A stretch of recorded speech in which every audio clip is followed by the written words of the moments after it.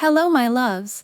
Today we're going to look at some more Reddit stories, and if you've enjoyed a Reddit story, why don't you consider hitting the subscribe button? Maybe that's the notification bell too, and let's start with today's story. AITA for not supporting my BF and his coach.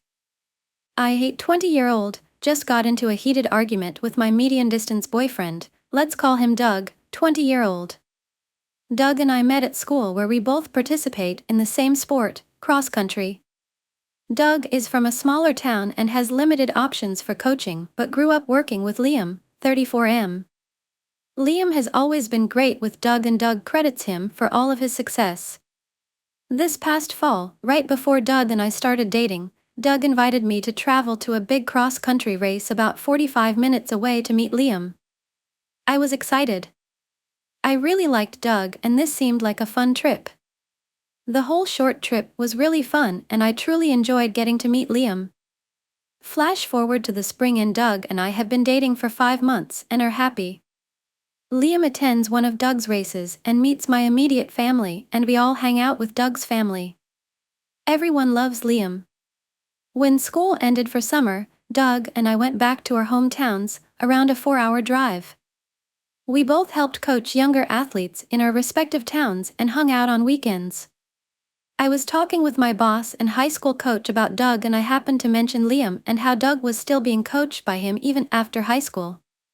My coach's face drained of all color and he said I should Google Liam. I was very confused but did so. Turns out Liam had been charged with 3 counts of battery against children and 1 count of child porn. He had not yet been convicted. When I spoke with Doug that night, I expressed how I was a bit upset that I had not been informed of the charges. Doug immediately went on the defensive and kept going on and on about how he didn't support Liam's possible actions but only wanted to support Liam's family, a wife and 6 kids, and honestly all he talked to Liam about was cross-country, so none of it affected that. I told Doug he could do whatever he wanted but that I would never financially support someone with those charges against them. Doug started crying and hit a wall multiple times.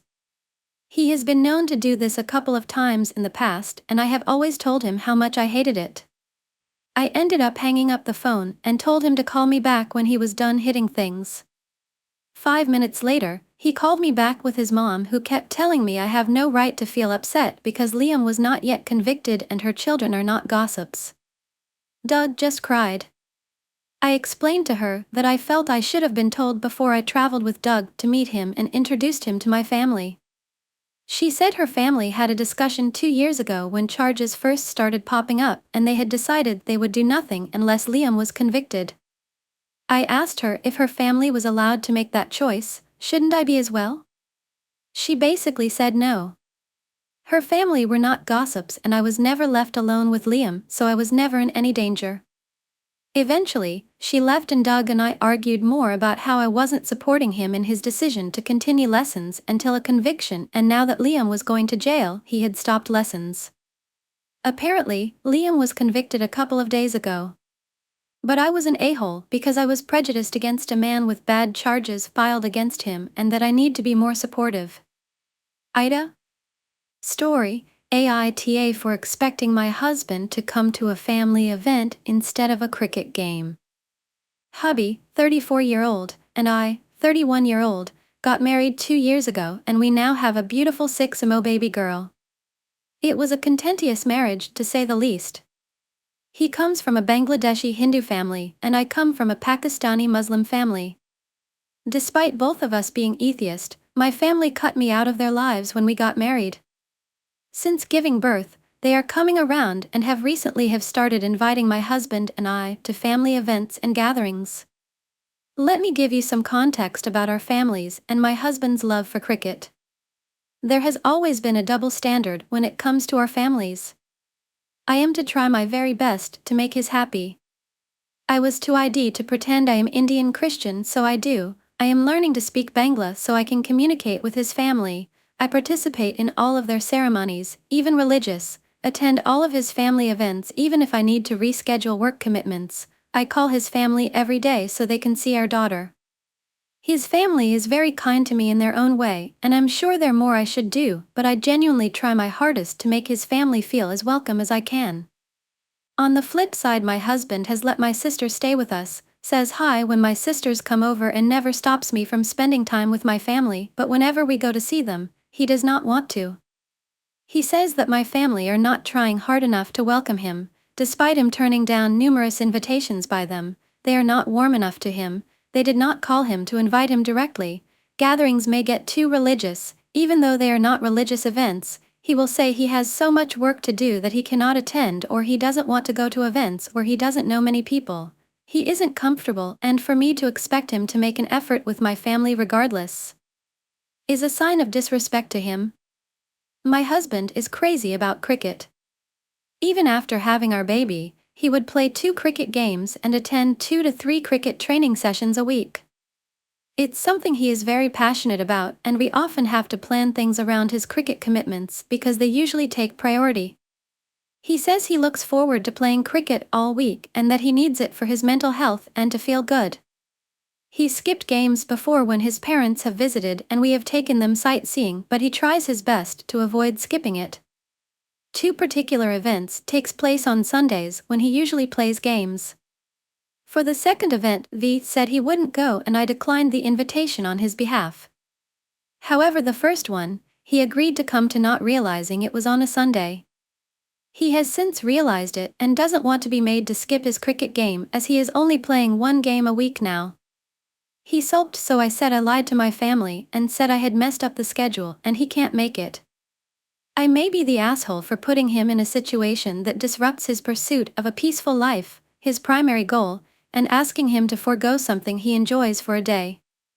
However, am I the asshole for expecting him to simply get over it and attend the gathering? Story: AITA for dropping a friend because of a miscommunication gone wrong. I'm a 17-year-old. This happened maybe a year or 2 ago. I'd never really gone to any high school dances because I never had a date, but when my friend Molly, fake name, didn't have a date to soon homecoming, I couldn't wait to ask her to go as friends. Molly and I met in 7th grade. When we got to middle school, this had been right after many friends dropped me, and I felt like I had nobody. Molly never did anything wrong to me. She sometimes wouldn't give much advice and wouldn't help much when I was down, but I moved past that since she was really fun to be around. She didn't seem as happy as I was to go to homecoming, but she was still smiley. The next couple weeks she asked about different people in our friend group coming with us. To be honest, I just wanted to go alone with her, but I didn't want to exclude anyone, so I said they could come. They were also both my friends, so it was okay. By the way, the plan was to get ready at my house together before homecoming, so her inviting more people to my house was a little inconvenient, as we don't always have a bunch of food in the house to feed many people. Later, she asked to invite someone who I didn't know well, but Molly was close with her, so I didn't mind. There was a point where I thought Molly would drive us, but I realized she couldn't have many people in the car because she had just gotten her license. She said she wasn't planning on it. This is when I noticed she expected my mom to drive everybody to homecoming and back. This would be a total of 1 hour and 20 minutes driving for my mom both ways. A family friend that I rarely see was in town for field hockey against my school, and there was a football game as well that I wanted to attend. Since my mom had to bring me to homecoming now, I definitely couldn't go to both. Randomly, Molly texted me saying her and her other friend were going to get ready at her house and I could meet at the school. I asked the other people who were supposed to go with us if I could pick them up so I didn't have to walk in alone, but they had already found other people to go with. I was now very emotional. I didn't want to get ready alone, and had plans for food and pictures with other people. I contacted another friend who was able to go with me last minute to at least the football game and homecoming, and we had a great time. Since this, I haven't really talked to Molly. We had a plan to hang out again a couple months ago, but she was really busy. She also seems to be really close with many other people, and I always hate the feeling of being a backup friend. I think it might be best for her if I keep to myself instead of barging back in on her life. Do I text her? Story: best friend but only in crisis. Myself, 28 years old, 28 years old. My best friend B have known each other since we were about 12. I was the new kid, befriended by her friends, which led to us becoming genuine friends closer to the 8th grade. We both have unhealthy dynamics with our families. Playing parent to our siblings, toxic relationship modeling, etc.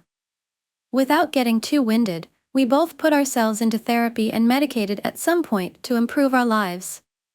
I got kicked out during HS, finished school. Boyfriend at the time's mom took me in, and left shortly after. I've moved around a bunch but always came back every 2 years to visit my friends and brothers, allowing me to slowly repair my relationship with my parents. She remained a pillar for her family. She only moved out of the family home once they were getting evicted. I happened to be moving back in town then, so it was her and I in a flat. Throughout our friendship, B often projects much of her anger in my direction. As a teen, my mother would ask why I was still friends with her because of how much I would cry at the things she said to me. She punched me in the 7th grade because I said I had never been punched. It was awful during her birthday month, which she shares with a brother and a family holiday. I still remember how hurt I was and how much I would cry. Her behavior was heavy, nothing physical during HS, but a lot of, "I hate you, you are awful and annoying," excluding me with our friends who would tell me the things she said about me to them, etc. We rode the bus together, so it was bullying from the start to the end of the day. Then she would clock back and act like nothing once her month had concluded.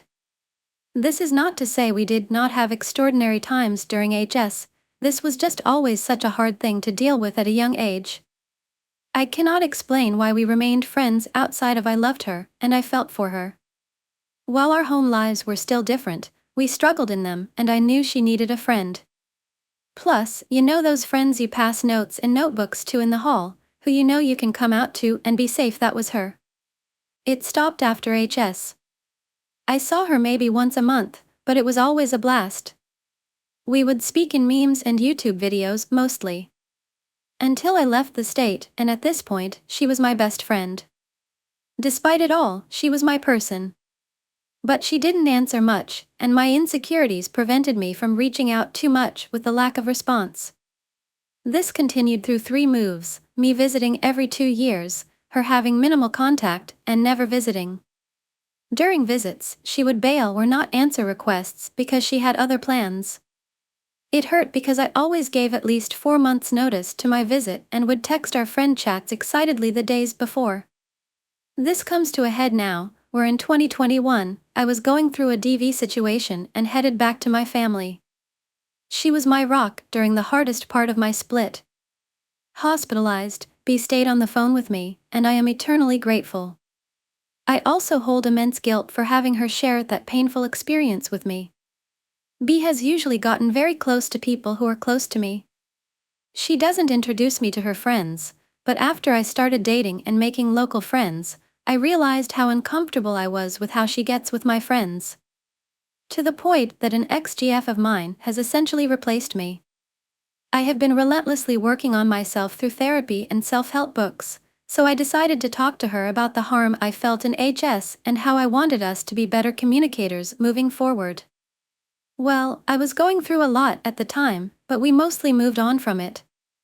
Until this year, dubbed the year I hold others accountable to the boundaries we have established.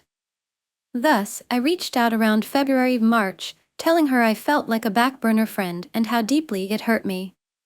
She responded quite kindly, acknowledging that she treats me that way and intends to work on it. The last year or 2 have been rough ones for her family. Truly, I gave them money to alleviate, but there isn't much I can do. I know it is taking a toll on her. Her drinking and drug usage show it. I was feeling very desperate to help when my own situation came up, and it definitely ate into my brain. I tried reaching out more, but was met with little in return. During this time, that ex of mine was posting and texting me about how B and her hang out so much and talk every day. This stung. Especially given the last conversation we had about our friendship. The longer I reflected over the past few months, the more I realized she only paid attention to me during a crisis. I have to be practically suicidal for her to take my pain seriously. I refuse to live that way. That is the past. Crisis and catastrophe are no longer something in my everyday life, and I cannot hang myself up on someone who only answers in the fire. I have barely heard from her since I moved again. We had a call she would bail, so I didn't wait at home for it. The next day, she texted, apologizing that she had fallen asleep but would call when she felt better. I texted back that was a week ago. She doesn't answer my text, she'll ignore what I ask and just ask her own questions, responding she's happy I am fine. I know she's not okay. I know she is being dangerous with her substance use. I know I cannot keep holding her in such a high regard for the sake of my growth.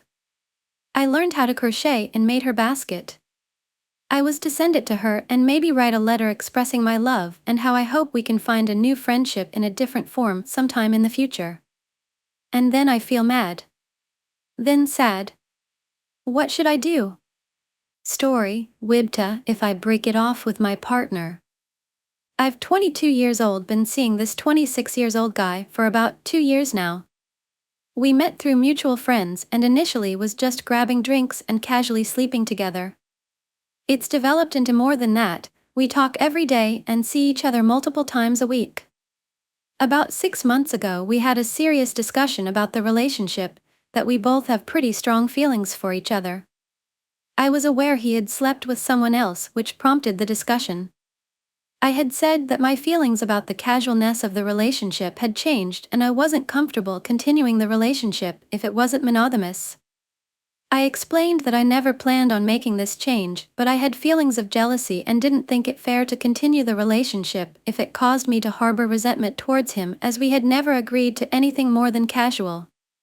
He confessed to me that he was under the impression I had been sleeping with other people and explained that was his reasoning for sleeping with this person, aside from the obvious physical attraction that was there, and that now that he understood my feelings agreed.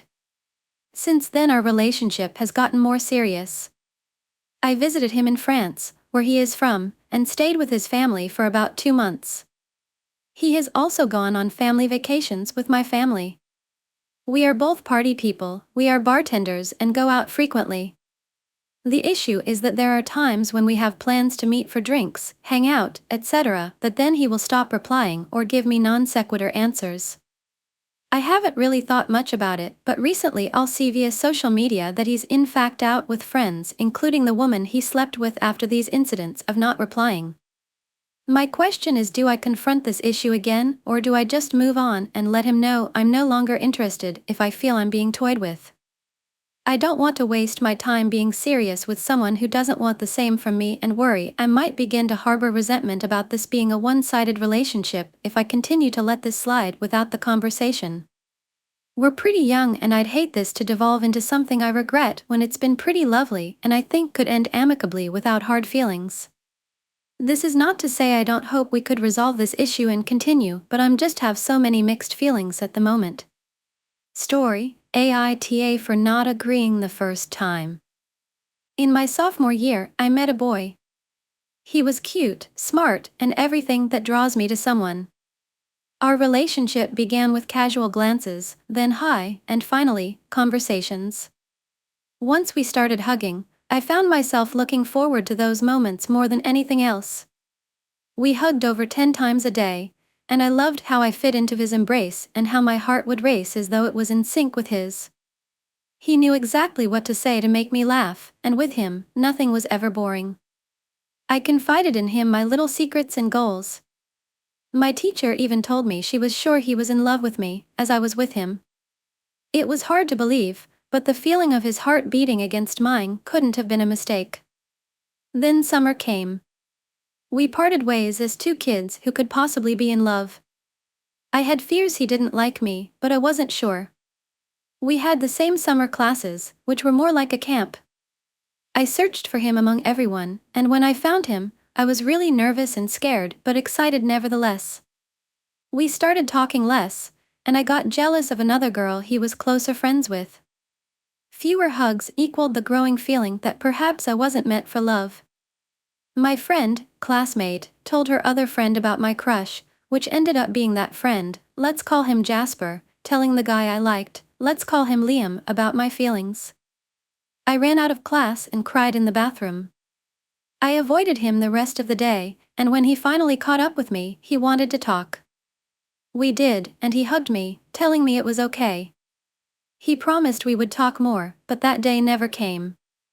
We had our casual talks, but Liam said nothing about my feelings, mostly because I never got around to talking about them. During that time, Liam and I rode the bus together, but no words were exchanged, which made me feel lonely. However, he talked all the time with this other friend, whom I had nothing against, but I was really jealous of the fact that he could get close to her while I couldn't. On the last day of summer, I got to know the other girl really well, and she was a lesbian, which meant they weren't together. I hugged Liam, which was great. One thing to clarify, I take hugs very seriously, I don't just hug anyone. So, this was clearly me stating I was interested in moving forward. School started up again, and I still hadn't gotten a reply, 3 months in and nothing. I had given up, taking his silence as a rejection and feeling too hurt to ask him, plus humiliated. We casually started talking again in my Spanish class, but not much. We waved in the hallway now and then. When he finally asked me out, I stupidly said no because I was too afraid. I live in a religious family, which is also strict and doesn't allow dating until school is done. In context, I am not planning on giving up school until I finish my university degree. He said, I wanted to take you up on your offer. I felt hurt because I didn't offer to date him, I just wanted him to ask if I was interested. I wrote him a letter the very next day, explaining things, but then we were over. He stopped staying after lessons to talk to me, and the hellos were somewhat forced. It was like re-listening to those sad songs in the summer again, and that was a love era for me. It was like flying in the sky, and letting myself do so even without knowing what was underneath because I knew for sure I was not going to die. It took him less than 2 months to find someone else, but I was happy. It meant he got the happy ending he deserved. I watched from the sidelines as they cuddled together, and I thought, what a happy couple they make. The girl Liam is dating is the best, and I talked to her. She is a sweet and caring girl. Every time I think of my love life, his image pops up, and I feel guilty. It's when it's too late that you realize you have lost a good one, but at least he found his person. I finished watching A Happy Love Story and thought of him. Every guy I tried to fall in love with, I compared to him, but I think it's time I stop. Liam was a great guy, but not for me. He was meant to fall in love with someone deserving of him, and now it's time I stop chasing after lost dreams. He deserved that from me, at least. Story, AITA for breaking up with my boyfriend because of his daughter. Wanting to break up with my boyfriend because his daughter is a nightmare. So I am 34 years old, have been dating 33 years old my boyfriend for a year. Let me start by saying my boyfriend is amazing. He's loving, affectionate, kind, and compassionate, basically everything you'd want in a man. But things haven't been so pleasant lately. My boyfriend and has a 4-year-old daughter that makes our relationship very difficult. He now has full custody because her mom didn't want to be a parent anymore, so she just pays child support. His daughter is a piece of work, and that's me being nice. She very rude when she walks into a room and everyone speaks to her. She says nothing like she owns the place. She is the most selfish child ever, where she would share nothing of hers but would expect everyone to share with her. If no one shared with her, my God, the tantrum she would throw is ridiculous. She would scream and cry at the top of her lungs, and it would get so bad that she would hit herself or make herself sick. I have 3 children from with my ex-husband, 14 years old, 10 years old, 3-year-old. And to say my children dislikes her is an understatement. My 3-year-old always shares with his daughter, but one day I got my daughter a very cute American Girl doll and his daughter wanted to play with it, and when my daughter said no, she snatched it from my daughter so hard that she fell. So my daughter got up, smacked the ish out of her, and took her doll back. Let's just say that caused an argument between me and my boyfriend. He felt like my daughter should apologize, and I told him he's fucking crazy if he thought my daughter should apologize for defending herself against his demon of a child. He never sees anything wrong with her actions. He thinks it's perfectly acceptable behavior for a 4-year-old. One time I cooked dinner, it was fried chicken, wild rice, and green beans. Nothing special. She threw a almighty tantrum, said she wasn't eating it, and threw the entire plate on the floor. He cleaned it up, told her it was going to be okay, and took her to get a Happy Meal just to stop the tantrum. My breaking point was 2 weeks ago when we took the kids to Great Wolf Lodge for the weekend, seeing how we only lived about an hour away from there. Things started out okay until we took the kids to the pool. My 10-year-old son has Down syndrome and he doesn't know how to swim, so he stays off to the side and does his own thing. His daughter was running around the pool and proceeded to jump on my son's back so hard he fell in the pool and started to struggle to stay afloat. My 14-year-old son and a lifeguard had to save my son. She was okay because she was wearing a life vest. She thought my son drowning was hilarious. So I grabbed my kids, went to our room, packed our things, and left him and his daughter there. Once we got home, we packed our things and we are currently staying with my parents. He's been blowing up my phone, leaving voicemails and sending texts. I sent him one text saying I needed space. He then said I'm an asshole for potentially ending our relationship over an accident. Am I the asshole? Story: AITA for blocking, ignoring, and uninviting my father. I am 17-year-old about to start college in a month and have a family dilemma. I'm looking for a good personal resolution regarding my relationship with my father and have had multiple opinions given to me on the matter. My father was never a notable figure in my life, as he and my mom amicably split before I was born. He lives in a completely different state and has, to my knowledge, at least 7 other children, each having 7 different mothers. Yes, he's paid child support throughout the years, but reluctantly, so I'll elaborate on this later. I can count the amount of times I've seen him in person on one hand and can tell you nothing notable about his character, as we've never formed a strong connection through text or phone calls. Now, about a month ago, I graduated high school and my father kept pestering me and my mom about when it was, where he could stay for a few days, etc. I was shocked by his asking this, and my mom seemed unentertained by his proposition, but she had kind of always expected that he'd be there on my special day, though I never imagined this, as I only wanted my true immediate family and friends to attend and had only been given a meager 4 graduation tickets anyway. Now I had the awkward task of explaining to my mom that I didn't want him to attend, which resulted in her wanting a clear reasoning as to why and my unfiltered feelings about his attendance. Here's a bit of what I told her, but all the instances of discomfort are too long to share here. I told her I felt uncomfortable with having a grown man I barely know attending my ceremony and celebration dinner. It'd be unfair to my best friend, brother, different fathers, sister-in-law, and especially me to have to deal with his sudden looming presence on my special day when none of us even know the man like that. I also told her that I'd found out from a family friend that one of the few instances he'd visited me was in fact not just planned so he could see my dance recital, but was also planned so that he could discuss possibly lowering or ending child support payments to my mother. Beside this, I've had to put up with awkward social media interactions from him, such as him sending me a video of his son's soccer game. I've had plenty of lacrosse games, not that he's shown up to any throughout my 4 years of high school. He tends to call me princess in messages, which is weird cause, once again, I barely know this man and I am about to be an entire college student next month. And here's the cherry on top of the strange bullshit I already put up with. His wife tagged me in a Father's Day post for him. I don't know her, or him like that, and I reserve my happy Father's Day for my single mom, not him.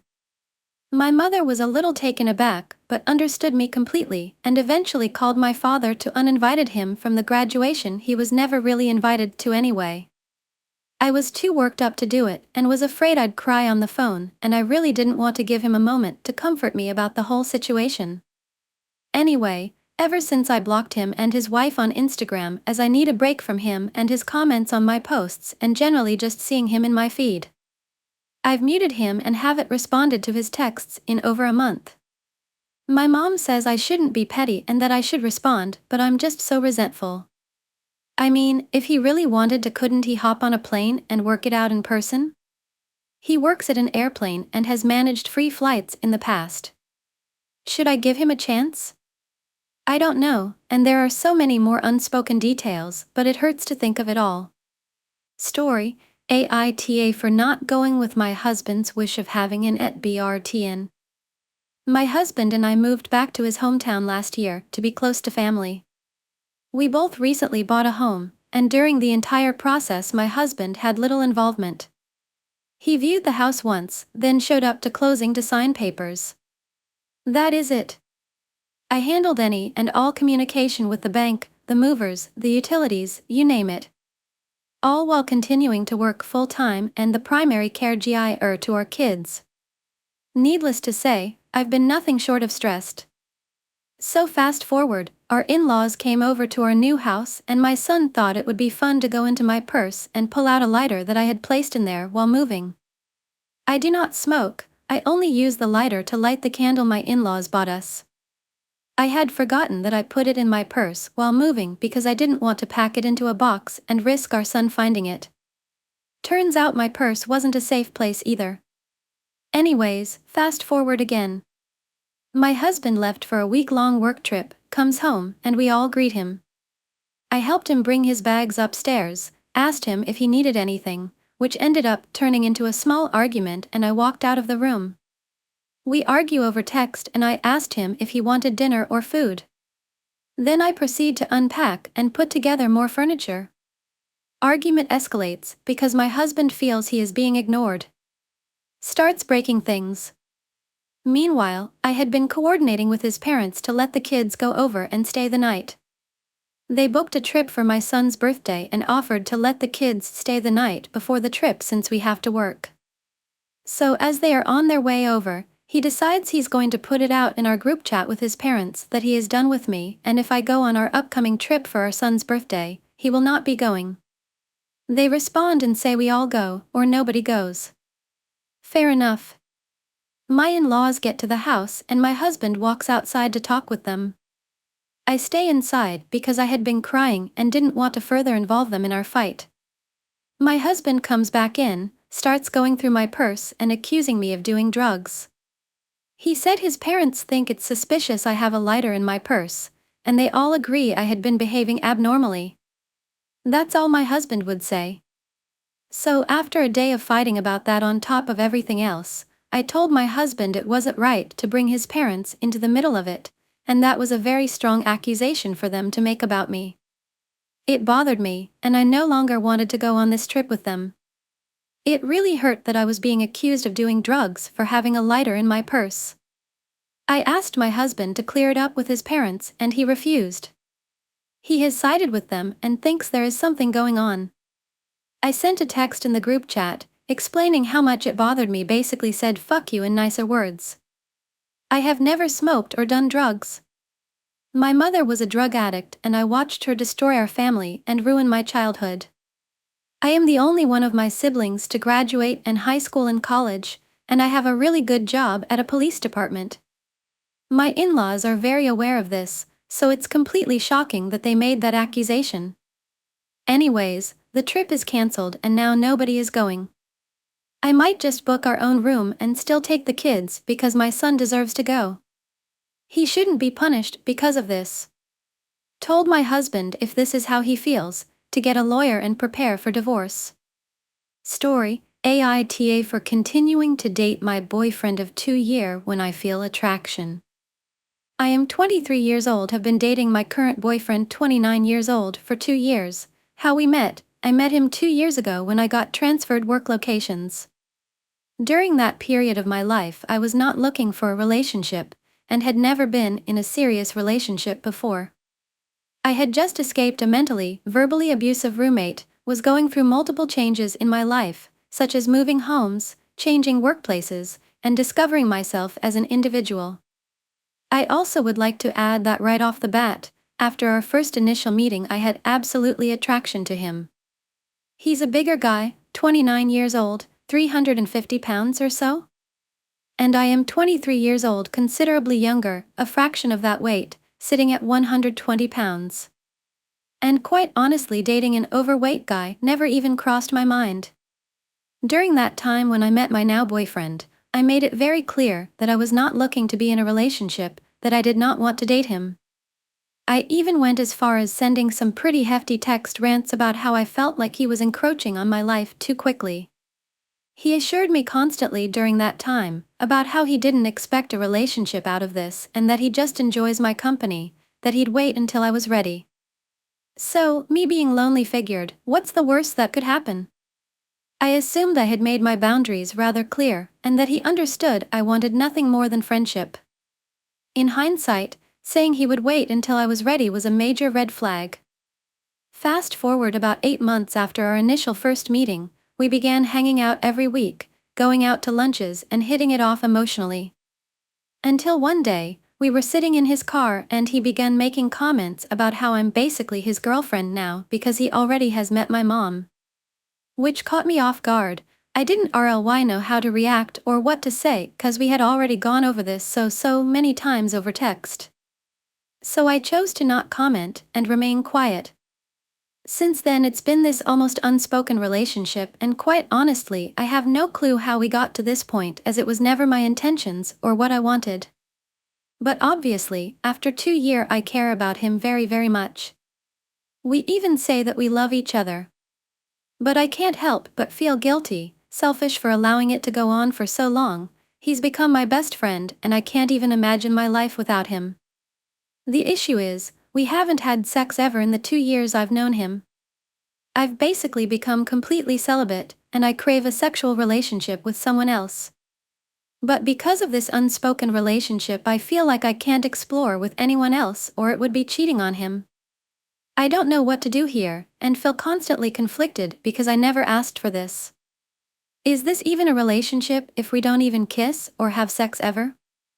At this point we're essentially just best friends. Story: AITA for breaking up with my GF because she does not respect my one rule. For breaking up with my GF because she won't respect my one rule. Let's dive straight in. My girlfriend always seems to forget my one rule while I am traveling for work. We have been on and off for 2 years. Things have been going very good, so good in fact that after 5 months of no drama we decided to move in together. Once finally moved in, I informed her of my one rule. To never be alone with a male inside the house. No other rules. I am not a controlling guy. I didn't care who she went out with, how long she was out, where she went. Because I knew she was coming home to me. In my mind, I'm gonna give blind trust until I have a reason not to. I have a reason for this rule. During my time in the military, I was married to a 2-cent gutter slut that called herself my wife. I trusted her word to a fault. I couldn't believe she would lie, much less cheat on me, but she did a lot. Fast forward again through 5 years of being a boy, I meet this beautiful girl, 30 years old. We can summarize and say I fell for her, etc. She moves in, I tell her my rule, and at the same time, I shit you not, I told her I have cameras all around the outside of my house. Again, I travel for work and have to have people check on my house while away and like to see who is coming and going. I told her there are no cameras inside, I would never invade anyone's privacy, but they are there. A little about my girlfriend. She is spunky, fun, outgoing, charming and absolutely gorgeous.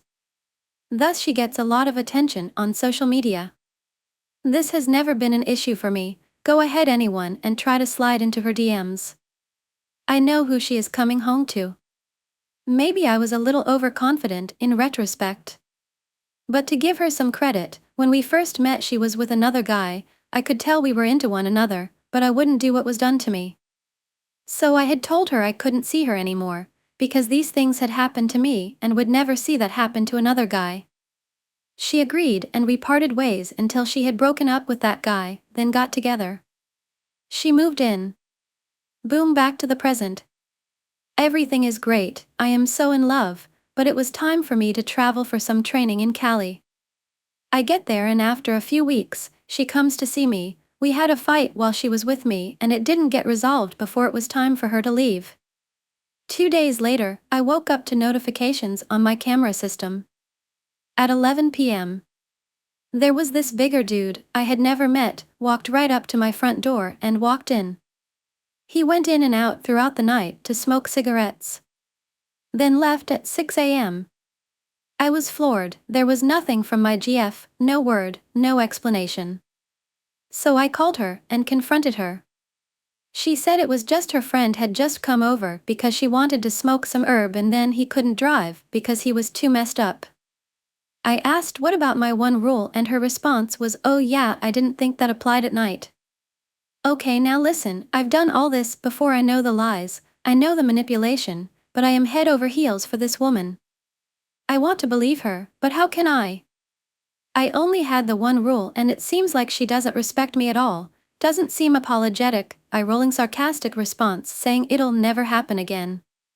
I come home from training, am only home for 2 days, and we get into another fight right before I have to leave again.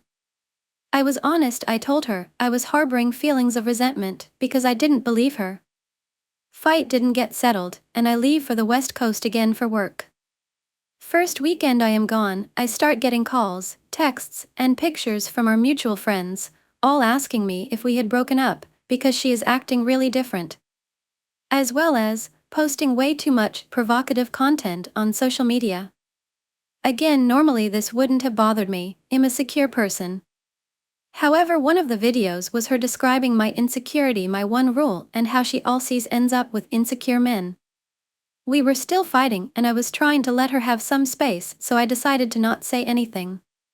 Well, the next morning, I see a different strange man step out my back door. I thought, what? Who is this?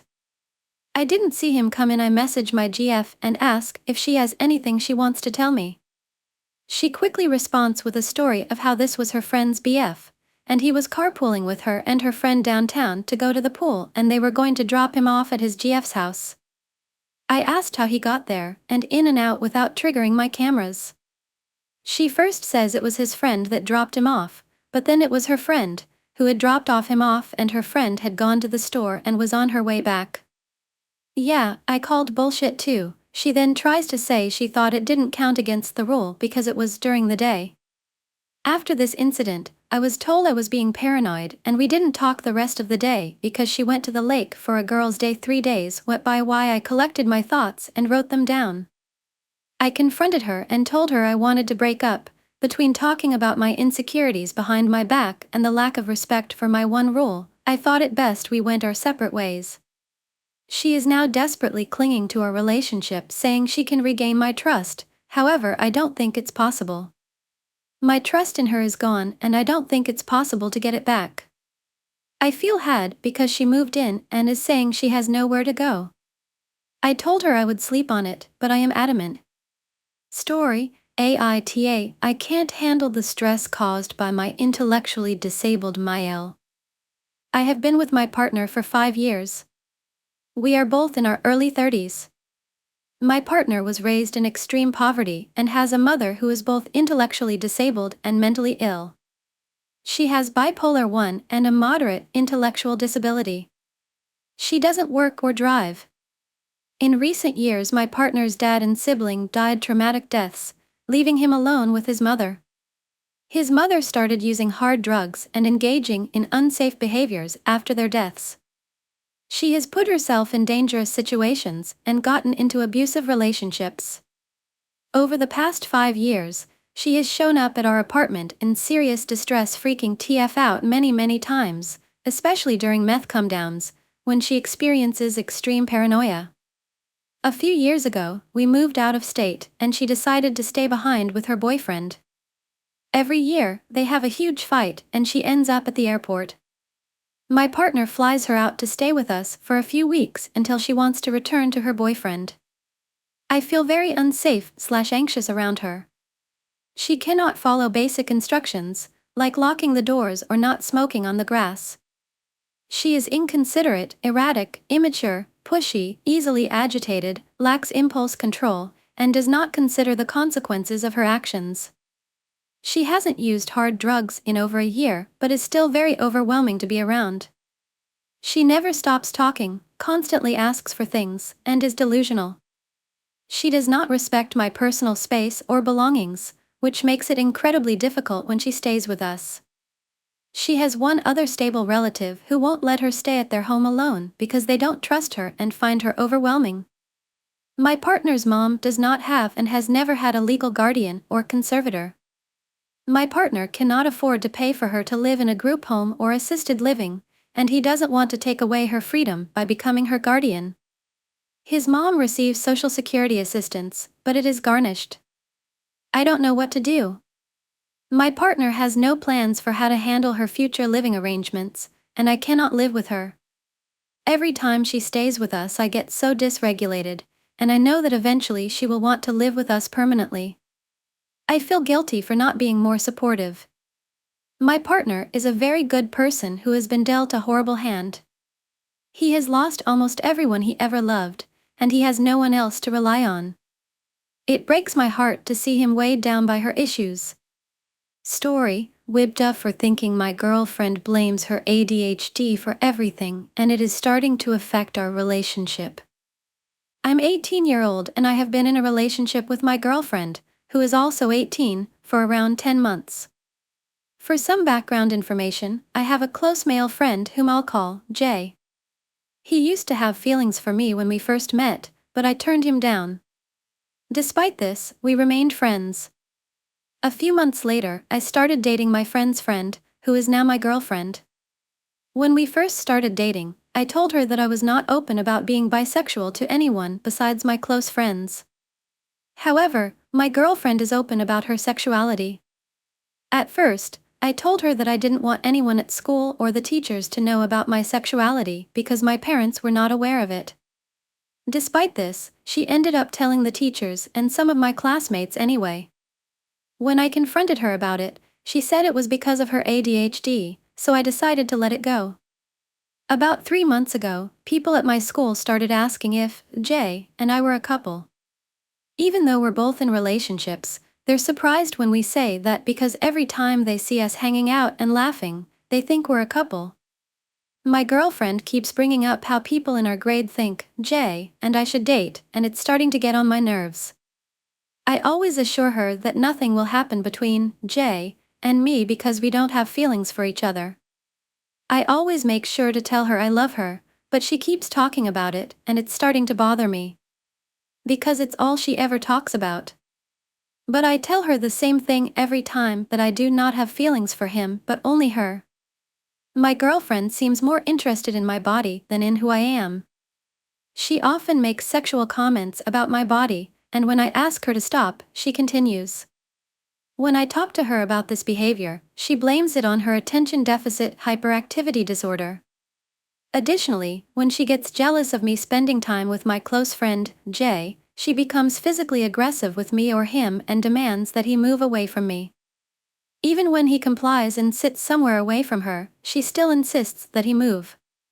When I ask her about this, because he is both of our friends, she causes a scene in class or calls out to the teacher until my friend leaves to find another seat all the way in the back of class. Once, when I was joking about making out, she said that we really should because we haven't, and she called me boring. I felt pressured to do it with her even though I didn't want to because I didn't want to be seen as boring.